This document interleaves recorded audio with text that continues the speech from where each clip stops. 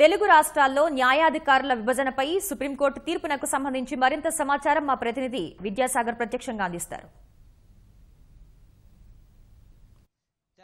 తెలుగు రాష్ట్రాల న్యాయాధికారుల విభజనపై సుప్రీంకోర్టు కీలక తీర్పు వెలువరించింది.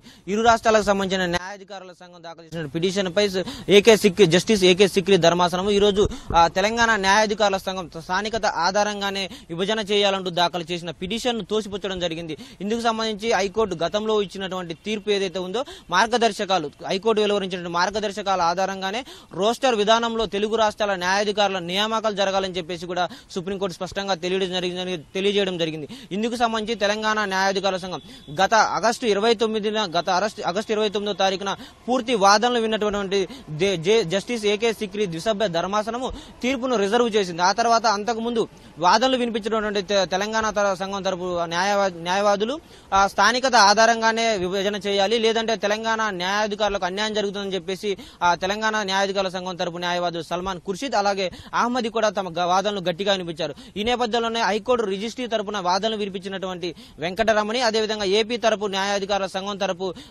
అధికారులు ఉన్నారో వారు ఆదినారాయణ వీరంతా కూడా లేదు అఖిల భారత స్థాయిలో కూడా ఎక్కడా న్యాయాధికారుల విభజనలో స్థానికతను ఆధారంగా తీసుకోలేదు, సీనియారిటీ ప్రకారమే విభజించాలి. అందుకు సంబంధించి హైకోర్టు మార్గదర్శకాలు ఏవైతే ఉన్నాయో వాటి తరహాలోనే రోస్టర్ విధానంలో న్యాయాధికారులకు సంబంధించిన నియామకాలు ఉంటేనే అందరికీ న్యాయం జరుగుతుందన్న వాదనలు కూడా స్పష్టంగా వినిపించడం జరిగింది. వీటన్నిటిని సుదీర్ఘ వాదనలు విన్న తర్వాత గత ఆగస్టు 29న జస్టిస్ ఏకే సిక్రీ ఆధ్వర్యంలోని ద్విసభ్య ధర్మాసనం తీర్పును రిజర్వ్ చేసింది.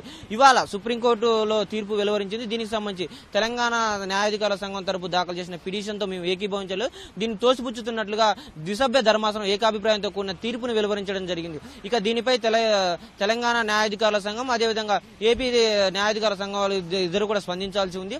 ఇప్పటికైతే ఈ తెలుగు రాష్ట్రాల న్యాయాధికారుల విభజనకు సంబంధించి తెలంగాణ నుంచి స్థానికతను తీసుకోవాలని చెప్పేసి అదేవిధంగా ఏపీ నుంచి సీనియారిటీ మరియు హైకోర్టు మార్గదర్శకాలను ఆధారంగా తీసుకోవాలని ఇరు వర్గాలు కూడా ఆరోపణ చేసుకున్నప్పుడు కూడా కొంత తెలంగాణ న్యాయాధికారుల సంఘానికి మాత్రం చుక్కెదిరిందని చెప్పుకోవాలి. ఇది ఇప్పటి వరకు సుప్రీంకోర్టు వెలువరించిన తీర్పు సంబంధించి. Over to studio.